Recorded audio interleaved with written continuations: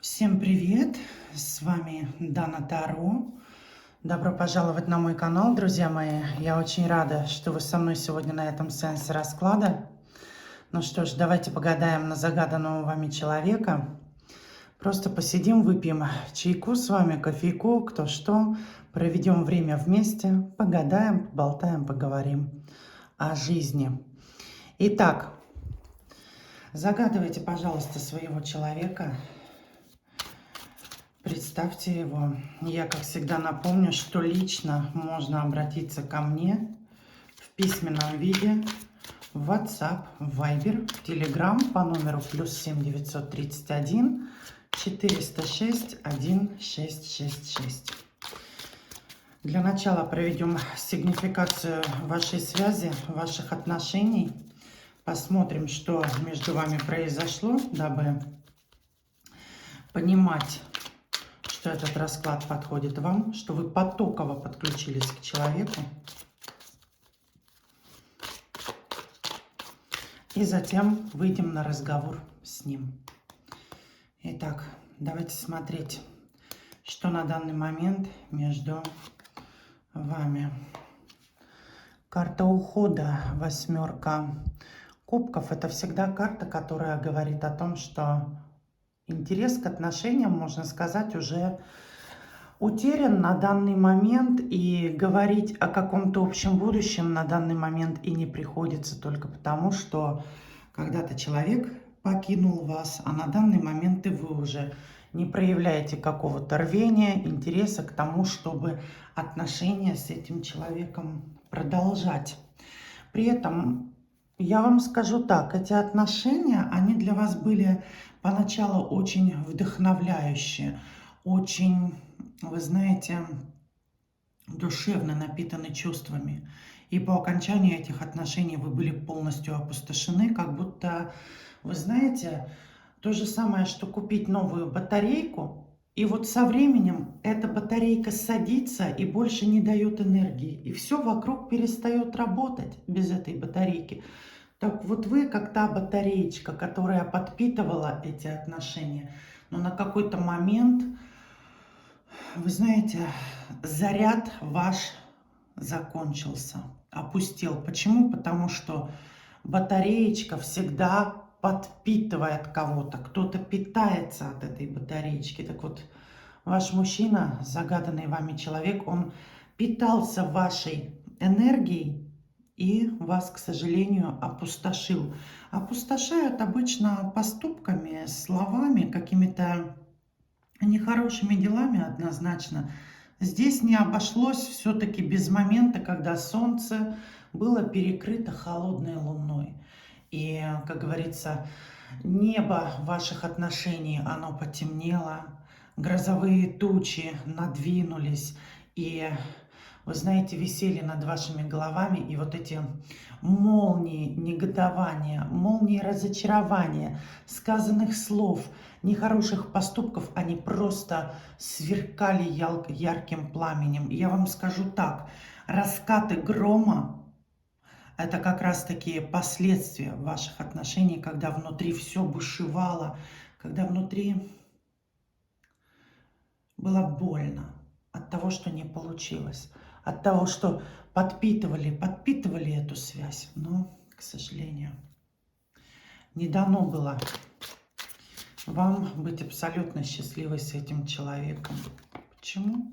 Потому что он ушел к новым берегам. Здесь речь идет о том, что человек захотел другой жизни, новой, интересной, как ему кажется, да, возможно, более веселой. И вы знаете, человек, уходя, как будто забрал с собой ваше сердце. Я вам скажу так. Здесь речь идет о том, что человек не оставил на тот момент ни единого шанса выжить, ни единого шанса на глубокий вдох, чтобы надышаться и пойти дальше. Ушел, забрав с собой все то хорошее, что вы создавали, оставив после себя пустоту. Ушел, не оставив хотя бы немного надежды на то, что все вернется на круги своя. ушел, даже не объяснившись перед вами. Ведь когда-то он говорил вам о любви, а теперь просто взял и покинул вашу жизнь, как будто слов о любви и не было. Вы знаете, оставил вас в состоянии проигравшего. Человек ушел победителем, человек ушел триумфатором, сломав вашу гордость, подавив вашу силу духа. И вы знаете, оставив после себя настолько много темных мыслей, которые как вороны летали над вашей головой, не давали вам покоя. Вы плакали, вы за голову хватались, не понимали, как вам быть.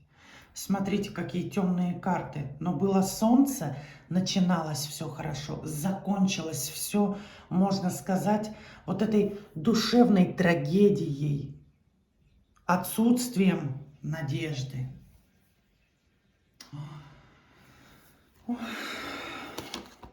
И тут полилась водичка, слышите? Слышите, вода пошла по трубам. Включили отопление наконец-то, но вода. И смотрите, рыцарь кубков, о чем это говорит? Что человек осознал все-таки, что испытывал к вам настоящие эмоции и чувства. Человек осознал, что вы для него та женщина, с которой действительно было тепло и хорошо. Вы знаете, вот сейчас настолько знаковый момент. У меня сейчас так холодно дома на самом деле. И вдруг батарея начинает согреваться. Вот вы знаете, вы для него как некий согревающий элемент его же души, понимаете? На данный момент ему холодно. И как же ему хочется, чтобы ваши эмоции согрели его, окутали теплом. И в доме его души стало даже жарко, понимаете, чтобы это было наслаждением. Во всем, мои милые, надо видеть знаки, да? Казалось бы, кто-то нам пытается помешать провести расклад. Нет, нам знак идет, что человек тепла хочет согреться и уверен, что вы его можете согреть теплотой своей души. Очень много агрессии он на вас выплеснул в свое время. Вот как будто, знаете, много слов сказано, много неприятных действий сделано в вашу сторону. Некрасиво, недостойно, не по-мужски он поступал с вами. Ну, нужно было как-то немножко, знаете, поаккуратнее, что ли. Ну вот, аккуратничать он даже и не думал на тот момент. И, конечно,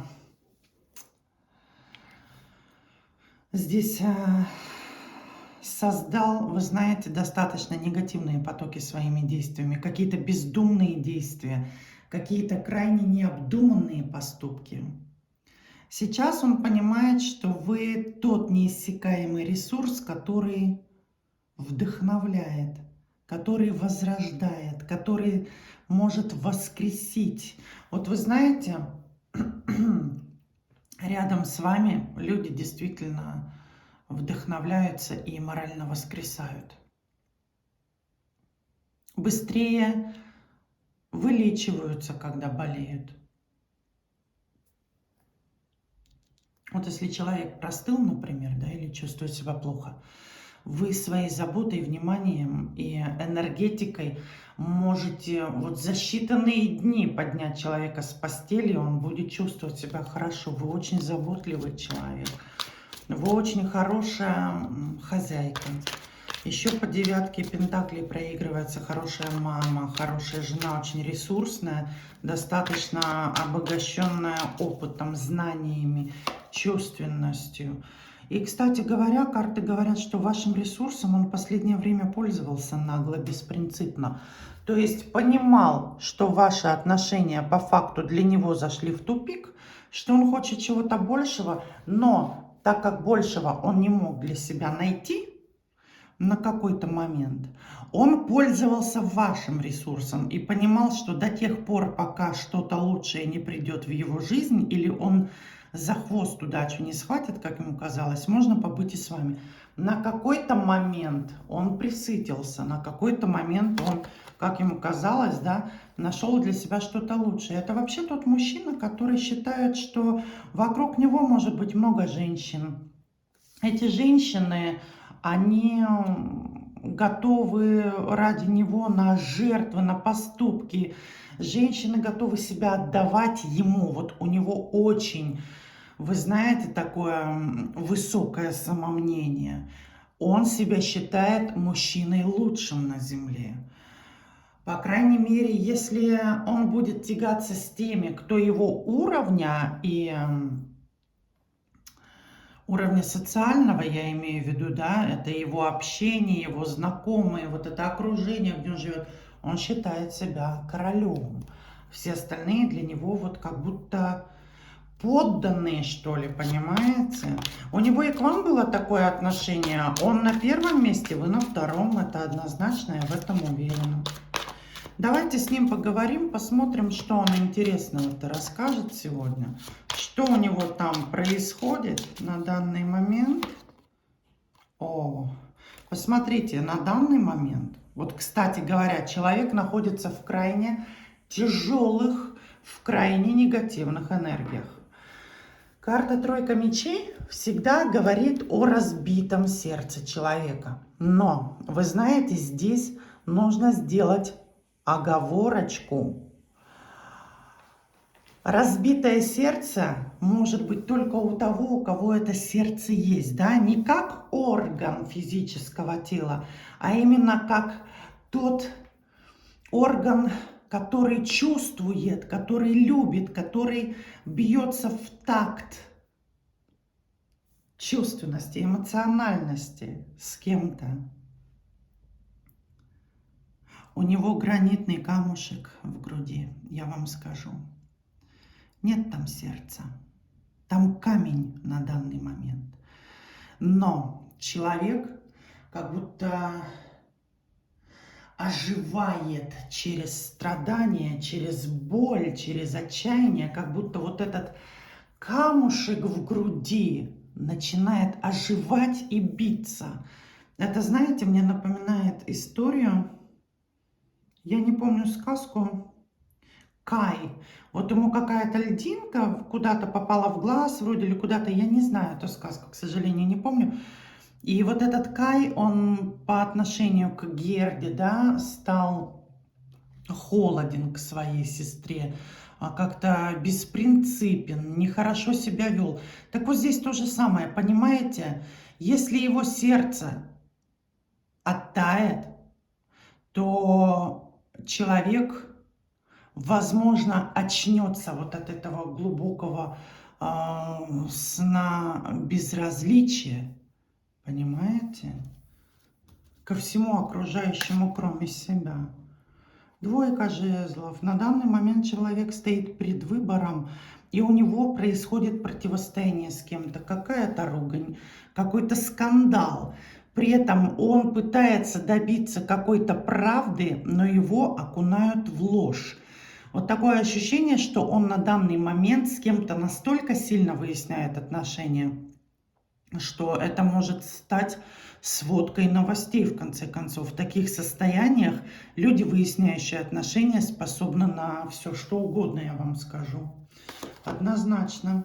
Он куда-то собрался, в какую-то поездку, в какой-то путь, возможно, полететь, пойти, поплыть, все что угодно. Здесь скандал связан с дорогой. И вот просматривается такая фраза, что он говорит: я несчастлив, я хочу иначе, я хочу двигаться вперед, я хочу уехать отсюда, но его не отпускают.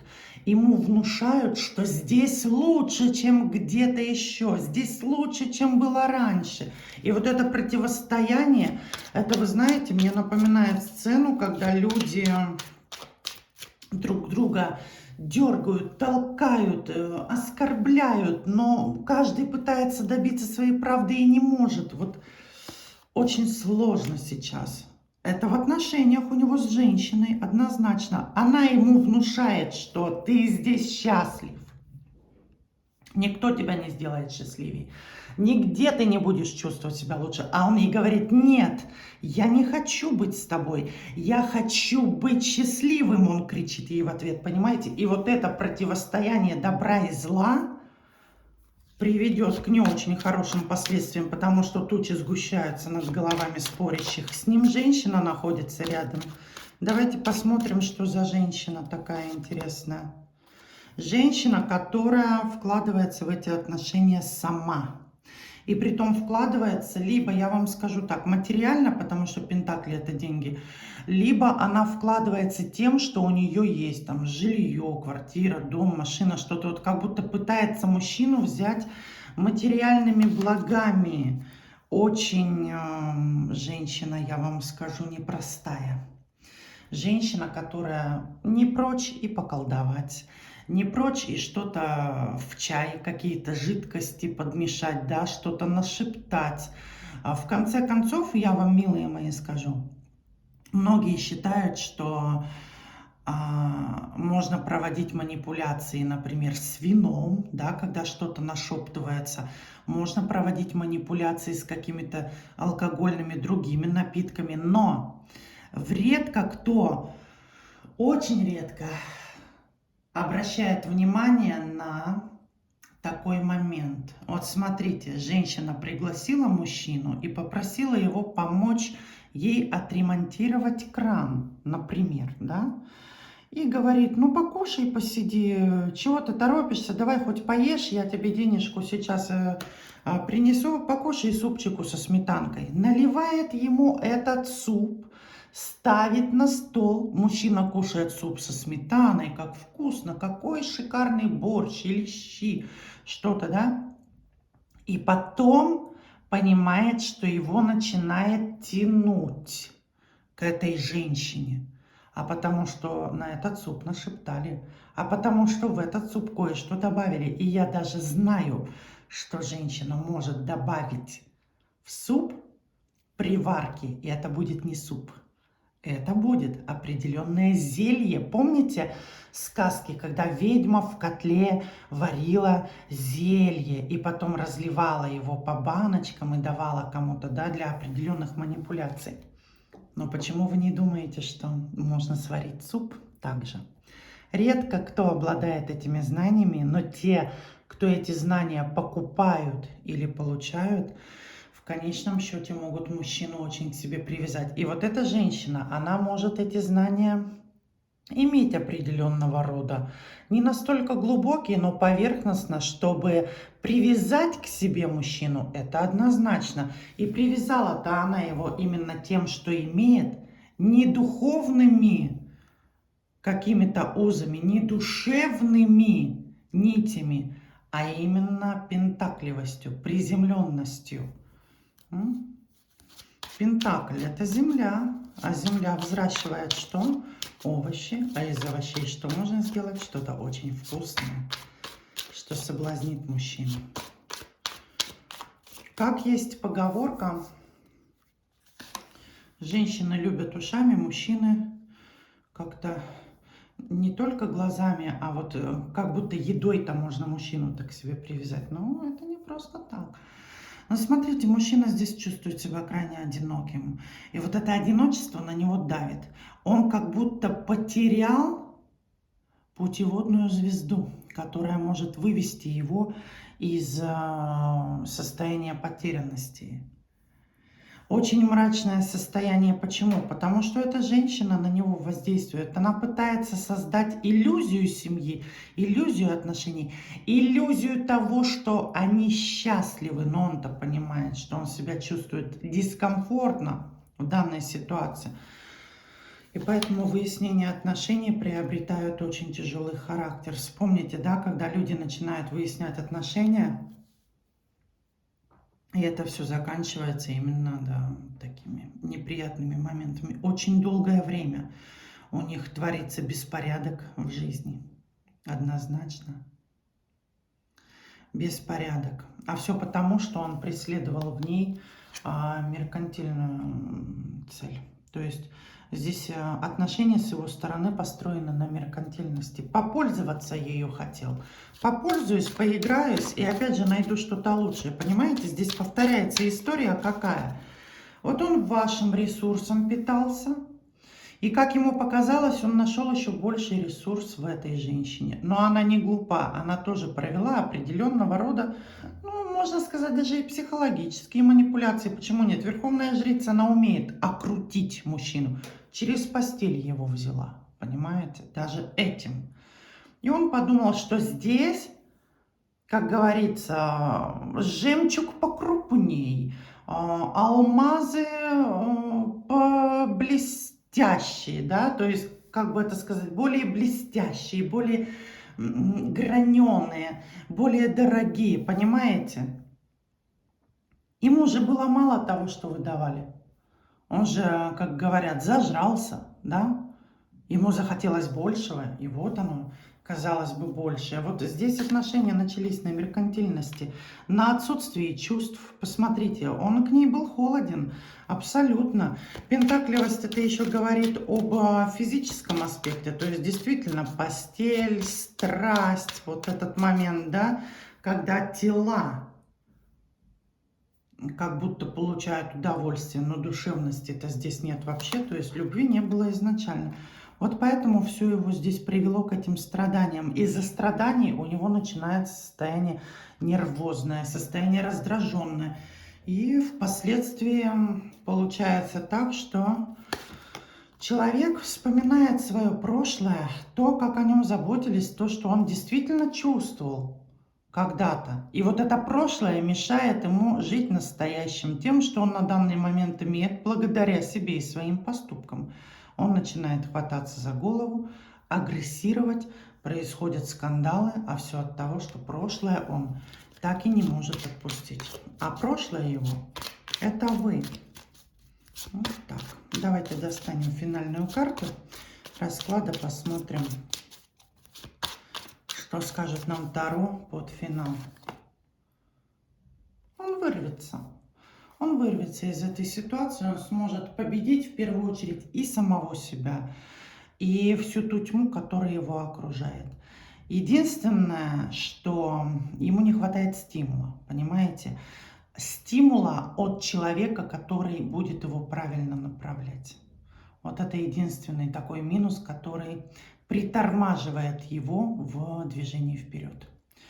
Вот такой получился для вас расклад, милые мои.